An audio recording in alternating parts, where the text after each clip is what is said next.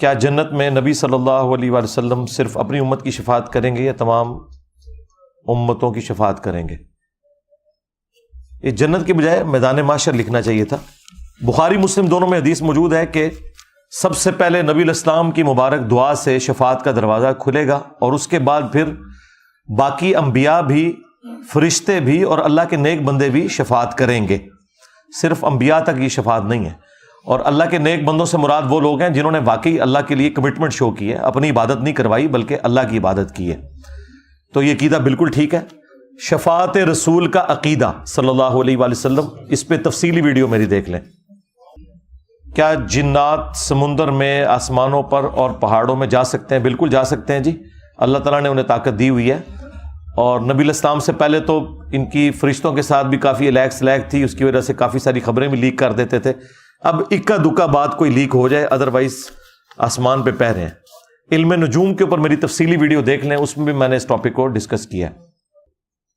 جس گھر کے قریب مسجد ہو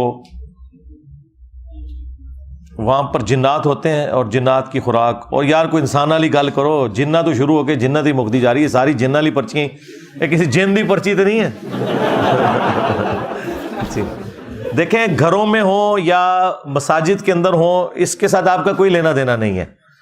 اس کی وجہ یہ کہ آپ اس طرح فیل نہیں کر سکتے، الا یہ کہ کبھی وہ انسانی شکل میں سامنے آ جائیں تو ان کے لیے کوئی جگہ تنگ نہیں ہوتی۔ ہمیں حکم یہ ہے کہ ہم جب ٹوائلٹ جائیں گے تو ہم نے دعا کرنی ہے، صحیح بخاری میں حدیث ہے، اللہم انی اعوذ بک من الخبث والخبائث، اے اللہ میں شریر جنوں اور جنیوں سے تیری پناہ میں آتا ہوں۔ بس یہ آپ نے دعا کرنی ہے تاکہ وہ کوئی خطرناک معاملہ نہ ہو۔ کیا ہم جانوروں کا جیسے کتے بلی وغیرہ کا کاروبار کر سکتے ہیں؟ کتے اور بلی کا کاروبار کرنے سے نبی علیہ السلام نے خرید و فروخت کرنے سے منع فرمایا۔ ہاں، بغیر خرید و فروخت کے آپ کتا پالیں حفاظت کے لیے یا شکار کے لیے، وہ تو قرآن میں بھی اجازت ہے اس کی، اور بلی آپ ویسے پال سکتے ہیں، اس میں کوئی مسئلہ نہیں ہے، لیکن خرید و فروخت کرنا منع ہے۔ اور بلی کا تھوک بھی پاک ہے، صرف بلی کا، کتے کا تھوک نہ پاک ہے۔ میرے ماں باپ گھر والے نماز نہیں پڑھتے، مجھے ان کی آخرت کی بہت فکر ہے، یہ نماز پڑھے بغیر جنت میں جا سکتے ہیں؟ بھائی جو نماز پڑھ رہے ہیں انہیں بھی بڑی محنت کرنی پڑے گی جنت میں جانے کی، اور نماز نہ پڑھنے والے تو سیدھا سیدھا جہنم کا ایندھن ہے۔ قرآن میں واضح ہے کہ جہنمیوں سے جب پوچھا جائے گا کہ کس چیز نے تمہیں جہنم میں پہنچایا تو وہ کہیں گے قالوا لم نک من المصلین، ہم دنیا میں نماز نہیں پڑھا کرتے تھے۔ نماز تو یعنی مسلمان ہی نہیں جو نماز نہ پڑھے۔ اس کے اوپر میری تفصیلی ویڈیوز ریکارڈ ہیں۔ باقی گھر والوں کو سب سے پہلے اللہ کا تعارف کروائیں جی۔ جب تک اللہ کا تعارف نہیں ہے، کوئی شخص اللہ تعالیٰ کی شریعت کو، اس کے احکامات کو کبھی سیریس نہیں لے گا۔ یہ اکثر لوگ پوچھ رہے ہوتے ہیں بھائی خدا کا تعارف کروائیں لوگوں کو، پہلے انہیں پتہ چلے کہ اللہ کوئی بوڑھی نانی اماں نہیں ہے کہ جس نے ایک شغل میلہ لگایا اور اینڈ پہ سب کو چھوڑ دینا ہے۔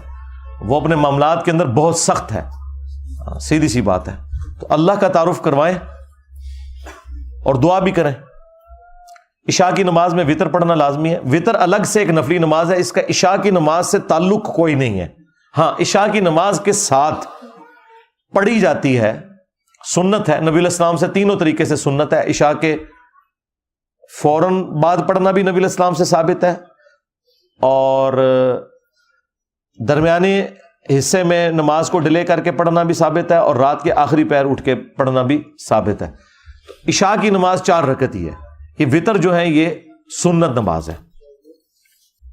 وراثت کی تقسیم کے متعلق کوئی بیان جی ہے، یہی لکھیں وراثت کیلکولیٹ کرنے کا طریقہ۔ سورہ نساء کا 2 رکوع پڑھ لیں، میں نے وہ پورا رکوع سمجھایا ہے، اور بخاری سے، مسلم سے، باقی کتابوں سے جو صحیح الاسناد احادیث ہیں وراثت سے متعلق وہ ڈسکس کی ہیں، اور یہ تینوں ٹرم سمجھائی ہیں۔ وراثت کیا ہوتا ہے، وصیت کیا ہوتی ہے، اور ہبہ کیا ہوتا ہے، یعنی گفٹ کرنا۔ یہ ساری تفصیلات میں نے اس میں بتائی ہیں۔ اسے کتاب الفرائض کہا جاتا ہے احادیث کی ٹرم میں، وہ چیپٹر جس کے اندر وراثت کے احکامات آتے ہیں۔ میت کے نام کا صدقہ کرنا کیسا ہے؟ کرنا چاہیے، نبی علیہ السلام نے ترغیب دلائی ہے۔ قرآن میں تو واضح ہے کہ ربنا اغفر لنا ولاخواننا الذین سبقونا بالایمان، اہل ایمان کی نشانی ہے کہ وہ اپنے سے پہلے فوت شدہ لوگوں کے لیے دعائے مغفرت کرتے ہیں۔ اور مسلم شریف میں حدیث موجود ہے کہ میت کو 3 اعمال کا ثواب مرنے کے بعد بھی ملتا ہے: صدقہ جاریہ جو نیکی کا کام اس نے کیا، دوسری چیز علم کی بات، جو کوئی اس نے علمی خدمت کی اس کی وفات کے بعد بھی اسے اجر ملے گا، اور تیسرا نیک اولاد جو اس کے لیے دعا کرتی ہے۔ نیک اولاد کے ہر عمل کا ثواب بھی آٹومیٹکلی ماں باپ کو پہنچتا ہے، اور صحیح بخاری میں موجود ہے، سعد ابن عبادہ ایک سفر میں تھے، واپسی پہ انہوں نے نبی علیہ السلام سے کہا کہ پیچھے سے میری ماں فوت ہو گئی ہے، میں چاہتا ہوں اس کی طرف سے کنواں کھدواؤں تو کیا اسے ثواب ملے گا؟ تو آپ نے فرمایا ملے گا۔ ایصال ثواب کے 10 طریقے، میری تفصیلی ویڈیو آپ دیکھ لیں۔ دوران اذان وضو استنجا کرنا کیسا ہے؟ جی ضرور کریں۔ یہ اکثر لوگ کہتے ہیں اذان ہو رہی ہے تو وہ ٹوائلٹ جانا ڈیلے کر دیتے ہیں۔ بھائی اذان سننا سنت ہے اور ٹوائلٹ جانا فرض ہے، ہاں، کیونکہ وہ تو جان بچانا ہے، اس لیے کوئی آپ نے ڈیلے نہیں کرنا، اور ٹوائلٹ میں جب آپ ہوں گے تو آپ نے اذان کا جواب بھی نہیں دینا، اور نہ اس میں کوئی گناہ گار ہوتا ہے بندہ۔ یہ ساری کہانیاں بنی ہوئی ہیں۔ 9-10 محرم والے دن اللہ کے نام کی نیاز بانٹنا، اللہ کے نام کی نیاز تو روزانہ ہی بانٹنی چاہیے، باقی 9 اور 10 کو جب آپ فکس کر کے کرتے ہیں اور اس سے اجتماعی ایکٹیویٹی بناتے ہیں، یا 12 ربیع الاول کے موقع کے اوپر، تو اس کے اوپر ہماری ریزرویشن ہوتی ہے، وہ اس اعتبار سے کہ اس طرح کی دینی ایکٹیویٹی بنا کے کسی چیز کو کرنا، وہ پھر آپ اس کو دین کے حصے کے طور پر بنا دیتے ہیں۔ ویسے غریبوں کو آپ کھانا کھلائیں، ہاں اگر آپ ویسے ہی روزانہ کھلاتے ہیں اور پھر 9-10 محرم بھی اس میں آ گئی تو بالکل ٹھیک ہے۔ اگر کوئی فرقہ ٹھیک نہیں تو نماز ان کے پیچھے کیوں ہوتی ہے؟ اس لیے کہ مسلمان ہے۔ جو فرقہ کافر ہوگا جس طرح قادیانی ہے ان کے پیچھے نماز نہیں ہوگی، جو مسلمان فرقے ہیں ان کے پیچھے نماز ہو جائے گی۔ اب رہا کہ اگر کوئی فرقہ ٹھیک نہیں ہے تو اس کے پیچھے نماز کیوں ہو رہی ہے؟ اس لیے کہ صحیح بخاری میں موجود ہے 695 نمبر حدیث، حضرت عثمان سے جب لوگوں نے پوچھا کہ مسجد کے اوپر باغی اور بدعتی لوگوں کا قبضہ ہے اور فتنوں کا امام ہمیں نماز پڑھاتا ہے تو ہم نماز اس کے پیچھے پڑھ لیں جو آپ کو قتل کرنے کے لیے آئے ہوئے تھے؟ آپ نے کہا کہ نیکی کے کاموں میں ان کا ساتھ دو، برائی میں ان سے الگ رہو۔ نماز ہی تو مسلمانوں میں ایک اجتماعی کام ہے۔ اس فتوے سے جو حضرت عثمان غنی کا فتویٰ ہے، کسی مولوی، کسی سلف، کسی بزرگ، کسی محدث کا فتویٰ نہیں ہے، امیر المومنین کا فتویٰ، خلیفہ راشد کا، امام بخاری نے رزلٹ نکال کے 695 نمبر حدیث کے اوپر ایک چیپٹر باندھا ہے کہ باغی اور بدعتی کے پیچھے بھی نماز پڑھنا درست ہے۔ باقی آپ میری ایک تفصیلی ویڈیو دیکھ لیں، شرک والے امام کے پیچھے نماز پڑھنا۔ وطر میں کھڑے ہو کر درود شریف پڑھ سکتے ہیں، سنت ہے بھائی، دعائے وطر کے بعد درود شریف پڑھنا سنت ہے۔ وطر کے اوپر تفصیلی میری ویڈیو مسئلہ 130 دیکھ لیں، صحیح ابن خزیمہ کے اندر موجود ہے۔ صحابہ کرام وطر میں دعائے وطر کے بعد درود شریف پڑھا کرتے تھے۔ اس کو سپورٹیو حدیث سنن نسائی کے اندر بھی موجود ہے۔ جس شخص تک دعوت دین نہیں پہنچی اور وہ اللہ اور دین سے قطعی ناواقف ہے، اس کے بارے میں کیا رائے ہے؟ آپ تو وہ نہیں ہے، لہذا آپ کو تو کوئی ٹینشن نہیں ہونی چاہیے اور آپ کا اس بندے سے کوئی لینا دینا نہیں ہے۔ ایسے لوگ اہل فطرت کہلاتے ہیں اور ان کے لیے بس اجمالاً یہ مان لینا کافی ہے کہ کائنات کسی نے بنائی ہے، باقی انبیاء کی دعوت نہیں پہنچی ہوئی تو باقی چیزیں ان کے اوپر کوئی ضروری نہیں ہے۔ اب آج کے اس ماڈرن دور میں بڑے تھوڑے لوگ ایسے ہوں گے۔ کیا جنات واقعی انسانی جسم میں داخل ہو سکتے ہیں، انسان پر قابو پا سکتے ہیں؟ دیکھیں قرآن میں تو اللہ تعالیٰ نے سورۃ البقرہ میں جو سود خور کا ذکر کیا ہے کہ اس کی حالت قیامت کے دن ایسے ہوگی جس طرح کسی کو جنات نے ٹچ کر کے مخبوط الحواس کر دیا ہو۔ تو قرآن سے تو اشارہ ملتا ہے کہ یہ حواس کے اوپر قابو پا لیتے ہیں، لیکن اس طرح نہیں ہے کہ اسٹیٹ بینک سے سارے نوٹ چوری ہو جائیں، ہاں اس طرح نہیں ہو سکتا۔ اس اعتبار سے وہ بہت کمزور ہیں، ورنہ دنیا کا نظام نہیں چل سکتا تھا۔ اب یہ کوئی 8-10 لائنوں کا یہ کاغذ ہے جی، کیا لکھا ہے جی انہوں نے اس میں؟ یہ پڑھی ہوئی ہے آپ نے پرچی؟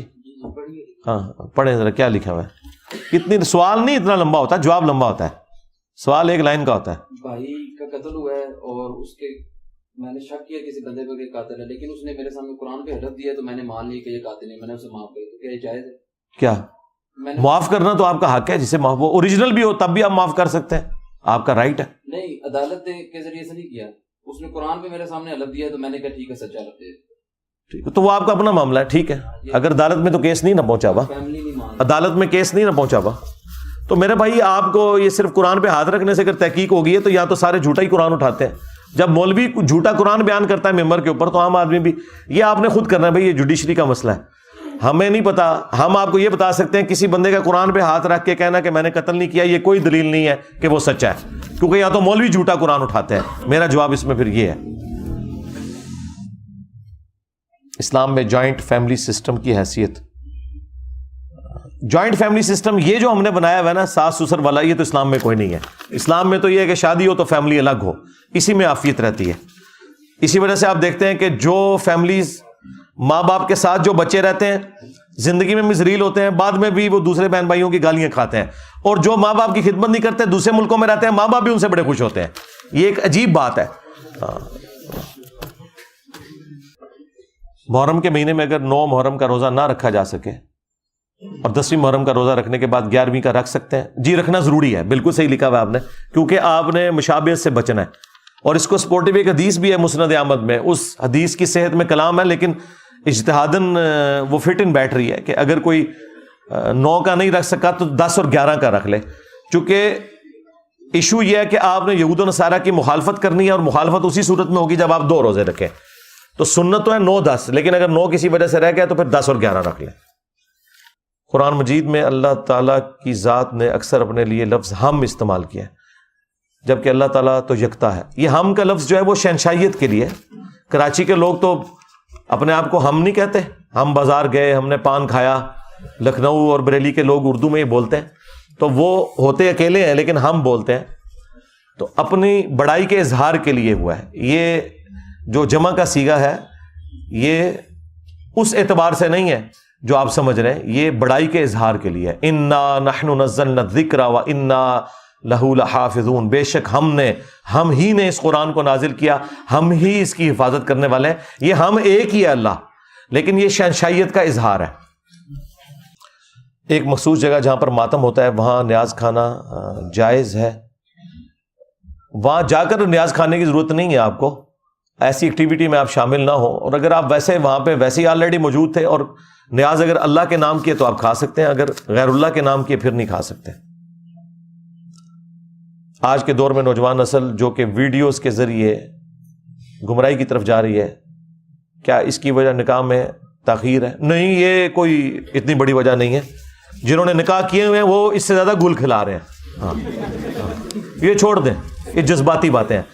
نکاح صرف ایک ذریعہ ہے بے حیائی سے بچنے کا, ہاں, لیکن جب تک انسان کمیٹڈ نہیں ہوتا نا, ہاں, تو شادی شدہ لوگ تو زیادہ اس برائی کے اندر پڑے ہوئے ہوتے ہیں. اس کا حل صرف خوف خدا ہے.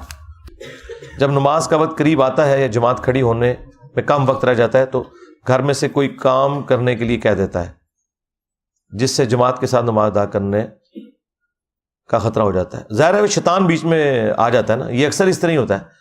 شادی بیاہ کے موقع پر بھی جیسے ہی نماز کا وقت آتا ہے روٹی کھل جاتی ہے. ہاں, تو کوئی مسئلہ نہیں ہے. آپ وہ جب کام کے لیے آپ کو کہتے ہیں نا نماز کے وقت, تو وہ آپ کام لے لیا کریں, نماز پڑھ کے آ کے وہ کام کر لیا کریں. انہیں تو نہ بتایا کریں, انہیں بتائیں گے تو مطلب وہ دودھ دہی لانے کے لیے کہتے ہیں تو ٹھیک ہے نکلیں, نماز پڑھیں اور پھر لے کے آ جائیں. نماز کا زیادہ پینا نہ ڈالا کریں گھر میں, پھر وہ خام خواہ لوگ جو ہے نا وہ اس چیز کو نیگیٹو لینا شروع کر دیتے ہیں, اور بعض اوقات کلمات کفر بھی نکل جاتے ہیں ماں باپ کی زبان سے. تو انہیں کفر سے بچانا ہے تو بہتر یہ ہے کہ آپ خاموشی سے سن لیں اور اپنے کام کے لیے نکلیں, تھوڑی دیر بعد آ جائیں, کوئی ایسا مسئلہ نہیں ہے. ہمارے جو بھائی یو کے میں ہے, کیا ان پر جمعہ فرض ہے؟ کیونکہ جمعہ تو ملک کا حکمران پڑھاتا ہے.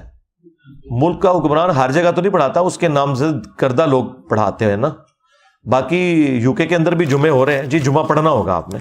یہ تو فقہ حنفی والوں نے ایک جعلی مسئلہ بنایا ہوا ہے, اس کا اس سے کوئی تعلق نہیں ہے کہ اگر کوئی دارالسلام نہیں ہے تو وہاں پہ جمعہ نہیں ہوگا. دارالکفر میں بھی جمعہ ہوتا ہے. جمعہ تو مسلمانوں کی ایک ویکلی گیدرنگ ہے جو انہوں نے کرنی ہی کرنی ہے, جس کے اندر مسلمان پولیٹیکل اعتبار سے ایک پیج کے اوپر آئیں گے, یہ انہوں نے کرنی ہے. اور جو مسلمان ملک ہیں وہاں کون سا سنت کے مطابق جمعہ ہو رہا ہے؟ وہاں بھی تو حکمرانوں کو پڑھانا چاہیے. یعنی یہ شہر کے ڈی سی کا کام ہے کہ وہ جمعہ پڑھائے, اور ہمارے تو کئی ڈی سی ہیں جن کو اپنی نماز پڑھنی نہیں آتی ہے, انہوں نے جمعہ آپ کو کہاں سے پڑھانا ہے؟ تو جن کو آپ مسلمان ملک سمجھ رہے ہیں وہاں بھی جمعے پھر وہ والے کو نہیں ہو رہے ہیں جو آپ چاہ رہے ہیں. مولوی پڑھا رہے ہیں نا جمعے. نماز وتر میں شیعہ کی طرح نماز کے دوران کھڑے ہو کر دعا مانگ سکتے ہیں, جائز ہے, وہ بھی طریقہ ٹھیک ہے. کچھ لوگ پیسوں کے لین دین میں ہیر پھیر کرتے ہیں لیکن نماز نہیں چھوڑتے, تو ٹھیک ہے نا, وہی بات ہے کہ نماز والا خدا انہوں نے کوئی اور بنایا ہوا ہے, حرام خوری والا جو معاملہ ہے اس میں انہوں نے خدا کو کوئی اور بنایا ہوا ہے. تو جہنمی ایسے لوگ جی, اپنے معاملات کو سیدھا کرنا ہوگا. نمازوں کا کوئی قصور نہیں ہے. ہاں, داڑھی رکھ کے اگر کوئی بےمانی کر رہا ہے تو داڑھی کا کوئی قصور نہیں ہے, اس بندے کا اپنا قصور ہے. کیا ہم غیر مسلم ممالک میں فیملی کو لے کر مستقل طور پر سکونت اختیار کر سکتے ہیں؟ وہاں پہ بھی کمیونٹیز بنی ہوئی ہیں, اچھی صورتحال اویلیبل ہے. اگر آپ کے پاس ایسا کوئی چانس ہے تو آپ ضرور جائیں, اور اگر آپ کو وہاں پہ جا کے اندازہ ہو کہ یہاں پہ معاملات خراب ہو سکتے ہیں تو بے شک واپس آ جائیں. کئی لوگ تو وہاں جا کے زیادہ مذہبی ہو چکے ہیں, یہ ڈپینڈ کرتا ہے, جڑے اتنے پیڑے اور لاہور بھی پیڑے. ہاں, اسلام میں اگر غلامی ناجائز ہے تو نبی اسلام کے بعد صحابہ نے غلام کیوں رکھے؟ نہیں, ناجائز نہیں, اسے ڈسکریج کیا گیا تھا اور حرام نہیں کیا گیا تھا, کیونکہ یہ پوری ایک ڈاکٹرن ہے, اس کے اوپر میں کافی دفعہ بول چکا ہوں. الجہاد فی الاسلام مولانا مودودی کی کتاب پڑھ لیں, اس میں تفصیل کے ساتھ بات کی گئی ہے. میرے والد فوت ہو گئے, انا للہ و انا الیہ راجعون. اگر کوئی شخص میرے والد کی میت پہ کہتا ہے کہ تیرے باپ کا مرنا افسوس نہیں, تو کیا میں اس شخص کی عزت کروں؟ تو ابو داؤد میں جو امیر شام کے بارے میں انہوں نے لکھا ہے کہ امام حسن علیہ السلام کی وفات پہ انہوں نے کہا تھا, تو آپ کو عزت کرنے کو کون کہہ رہا ہے؟ ہم صرف یہ کہہ رہے ہیں کہ لانتے نہ بیچیں, بس. عزت کرنے کو آپ کو کون کہہ رہا ہے؟ کیا امام سجاد نے یزید پلید کی بیعت کی تھی؟ نہیں, کوئی نہیں کی, بالکل نہیں کی. برے وسوسوں کی وجہ سے نماز سے دور ہو تو کیا کریں؟ نماز ایک ڈیوٹی آپ نے کرنی ہے میرے بھائی. ہاں, اسی لیے آپ دیکھیں نماز کے فرائض میں کہیں یہ ذکر نہیں ہے کہ نماز میں ذہن کا حاضر ہونا بھی ضروری ہے, سوائے ایک چیز کے کہ نماز کے قریب مت جاؤ جب تم نشے کی حالت میں ہو. ظاہر ہے نشے والے بندے کو تو پتہ ہی نہیں ہوگا, وہ غلط بول رہا ہوگا, اس کو رکعتوں کا خیال نہیں رہے گا, بس اتنی آپ کی ہوش ہے, آپ کا خیال کہیں بھی بھٹکے کوئی مسئلہ نہیں ہے, وہ فرض آپ کا ادا ہو جائے گا. ہاں, وہ 4 رکعتیں آپ نے جو پڑھنی ہے وہ اسی طریقے سے پڑھنی ہے, آپ کا فرض ادا ہو جائے گا. یہ بھی شیطان کا ایک چکر ہوتا ہے, خیال آتے ہیں اس لیے نماز نہیں پڑھتا. بھائی ڈیوٹی تو آپ نے کرنی ہے. ایک بندے کو اگر ڈیوٹی کے دوران کوئی اور مصروفیت کو ٹیکسٹ میسج آ جاتا ہے تو یہ تو نہیں کہ میں نے ڈیوٹی چھوڑ دینی ہے, اسے پتہ ہے بھوکا مروں گا, تو یہ آپ نے کرنا ہی کرنا ہے. اور نماز کا ترجمہ یاد کریں, انشاءاللہ آپ کے لیے آسانی ہو جائے گی وقت کے ساتھ, پھر توجہ آپ کی بٹے گی نہیں. انسان کا کارٹون بنانا حرام ہے, لیکن کیا ٹام اینڈ جیری جیسے فرضی کریکٹر بھی بنانا حرام ہے؟ نہیں, یہ نہیں حرام ہے. اور انسان کے بھی ظاہر ہے انسان کی شکل بگاڑنے کے حوالے سے بات ہوئی ہے نا, وہ جو اوریجنل کریکٹر ہیں ان کے کارٹون نہیں بنانے چاہیے. باقی یہ اینیمیشن سمجھانے کے لیے جو بنائی جاتی ہے اس میں کوئی مسئلہ نہیں. میں نے تقریباً 1.5 سال پہلے آپ کی ویڈیوز دیکھنا شروع کی جن سے کافی زیادہ عقائد کی اصلاح, لیکن تقریباً 1 سال پہلے مجھے خیال آنا ہوا کہ اللہ کو کس نے بنایا. اس کے اوپر میری ویڈیوز موجود ہیں, وہ آپ دیکھ لیں, ہو کریٹڈ گاڈ. کبھی کبھی خیالات آتے ہیں, کوئی مسئلہ نہیں ہے, یہ خیالات آنا نہ یہ کوئی بیماری ہے نہ ڈپریشن ہے. ذہن سوچتا ہے, کچھ عرصے بعد سوچنا بند کر دے گا. آپ ویڈیوز دیکھیں, اور وسوسے کا علاج یہ ہے کہ آپ نے اس کی طرف توجہ نہیں کرنی. ہاں, لاجیکلی آپ ایک دفعہ قائل ہو گئے, دیٹس آل. یہ جو اوور تھنکنگ ہے نا, یہ کرنا ہی غلط ہے. مثلا یہ پنکھا گھوم رہا ہے, مجھے نظر آ رہا ہے, اب میں 1 گھنٹے سے سوچتا ہوں یہ گھوم رہا ہے یا کھڑا ہوا ہے, تو فضول کام کر رہا ہوں نا. تو آپ میری ویڈیو دیکھیں, from creation to creator, who created God. میں نے لاجیکلی ایک ایک چیز بالکل بلیک اینڈ وائٹ میں کلیئر کر دی ہے, وہ آپ کو سمجھ آ جائے گی, ایک پڑھے لکھے کو بھی, ایک ان پڑھ بندے کو بھی. That's all. تو خود بخود یہ کچھ عرصے بعد خیالات ختم ہو جائیں گے. یہ سب کے ساتھ ہوتا ہے, یہ کوئی آپ کے ساتھ اکیلا نہیں ہو رہا.